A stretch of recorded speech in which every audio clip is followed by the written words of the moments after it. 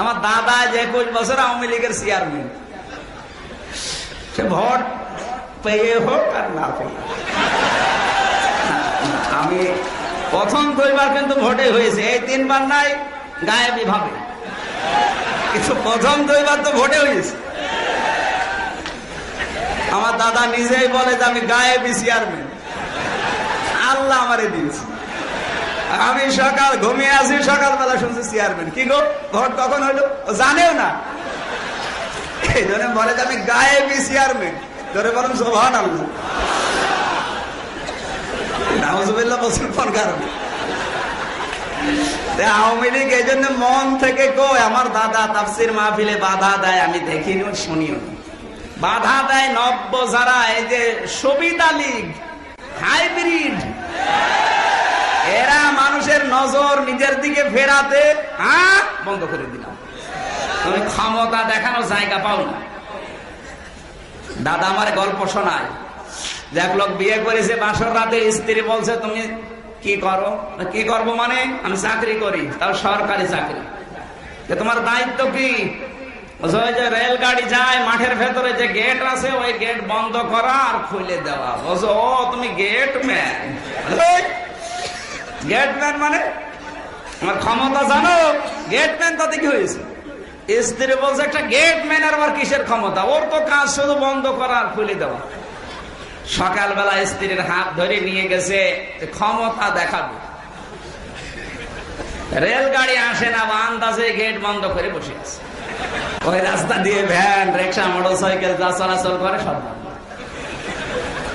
স্ত্রীর হাত ধরে বলছে দেখো, তুমি তো বাসর রাতে দাম দিচ্ছিলে না, দেখলে আমার ক্ষমতা। গাড়ি আসে না, অথচ গাড়ি বন্ধ করে ফেলেছি, সব বন্ধ। এখন যতক্ষণ আমি গেট না খুলবো কেউ যেতে পারবে না। হঠাৎ কিছুক্ষণ পরে ইন্টারসিটি ট্রেন আসতেছে, ওকে যেখানে সেখানে দাঁড়াবে? দাঁড়াবে তো একবারে যে কুমিল্লা দাঁড়াবে? ও মাঠের ভেতরে লাল ফিলাক উঁচু করে বসে আছে। ট্রেন গেছে থেমে, স্ত্রীর হাত ধরে বলে কি দেখলে, তুমি তো দাম দিচ্ছিলে না, এই গাড়ি একবারে কুমিল্লা যে থামবে, আর আমি এই মাঠের ভেতরে থামিয়ে ফেললাম, আমার ক্ষমতা। স্ত্রী মনে মনে ভাবছে আল্লাহ তুমি কার ঘরে পাঠালে, এত ক্ষমতা, ক্ষমতা করে বাঁচে না, না জানি এর আরো কত গোপন ক্ষমতা আছে। কিছুক্ষণ পরে ট্রেনের ড্রাইভার নেমে এসে বলছে ভাই এখানে কোনো বিপদ না, রেল লাইন কাটা? বলছে না স্যার, গাড়ি থামাইলে। বলছে আমার বউ বিশ্বাস করছিল না আমার ক্ষমতা আছে, আমি দেখালাম। ড্রাইভার ডাক বলছে বেটা বিয়াদব, কত গুরুত্বপূর্ণ লোক টেনে আসে, বিভিন্ন জায়গায় যাবে, তুমি বউ খুশি করার জন্য ইয়ার কি মার দিয়েছে দুই চড়। বউ ডাক দিয়ে বলছে ওগো তুমি গেট বন্ধ করে দিলে, ভ্যান, রিক্সা, মোটরসাইকেল দাঁড়িয়ে যায় বুঝলাম, লাল ফিলা গোসো করলে চলন্ত ট্রেন থেমে যায় তাও বুঝলাম, তো লোকটা তোমার চড় দিল কেন? ও বলছে ও দেখিয়েছে ওর ক্ষমতা, আর আমি দেখালাম আমার ক্ষমতা। আজ এই ক্ষমতা দেখা দেখি চলছে, কেউ বসে নেই, বসে আছে, শুধু একটু চেয়ার পাওয়া দরকার। যে যখন চেয়ারে থাকে সে তখন গিয়ার থাকে। আমি কিন্তু চেয়ার মানে যে এই চেয়ারের কথা বলছি, এইটা। আর সব বেশি হলো হুজুরের চেয়ার। আমরা এখন গিয়ারে আছি, কিসে আছি? চেয়ার মানে আবার অনেকে মনে করছে যে ওই চেয়ার, ওই চেয়ার তো 41 সাল 71 সাল, ও চেয়ারের কথা বলে আমি মার খাবো? আমি মরে গেলে ও চেয়ারের কথা বলবো না। এই চেয়ার, এই চেয়ারে যে বসবে তারে ওঠা লাগবে না, কারণ চেয়ারের সিস্টেমই ওইটা। সে জহরের পর থেকে যারাই বসছে 1-1.5 ঘন্টা পরে উঠতেছে, আমিও বসলাম, আমারে ওঠা লাগবে না, লাগবে না। পৃথিবীর কোন চেয়ার স্থায়ী না, শুধুমাত্র রায়পুরের ওসির চেয়ার স্থায়ী। ও বদলি হইল বলি, কোন চেয়ারও স্থায়ী না। পৃথিবীতে একটা চেয়ার স্থায়ী, ওয়াসিয়া কুরসিয়্যুহুস সামাওয়াতি ওয়াল আরদ। ও চেয়ার কার? সুতরাং তার দিকে তাকাবেন।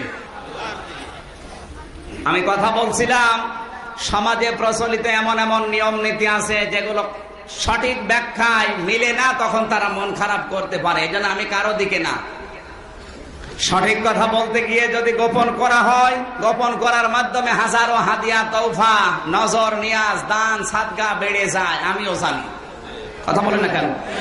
কুষ্টিয়ার বড় মসজিদে যখন নামাজ পড়িয়েছি, জমার নামাজ, আমি যদি ওরা যা বলতো ওইগুলোই বলতাম, কিয়ামতের আগে আমার ইমামতি যেত না। কথা বলছেন না কেন?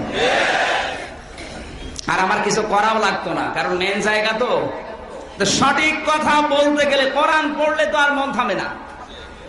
যখন দেখি যে আল্লাহ যা নাযিল করেছে ওগুলো যদি না বলি, এগুলো গোপন করা, একিয়ে বেকিয়ে ইনিয়ে বিনিয়ে বলার কারণে যেগুলো মানুষ দেয় এগুলো খাবার না, এগুলো হচ্ছে জাহান্নামের আগুন।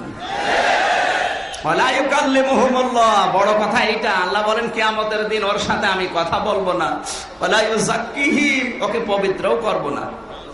পবিত্র করবো না মানে ওর ছোটখাটো অপরাধও মাফ করবো না। ওয়ালাহুম আযাবুন আলীম, ওকে আমি আল্লাহ যন্ত্রণাদায়ক আযাবে ফেলে দেব।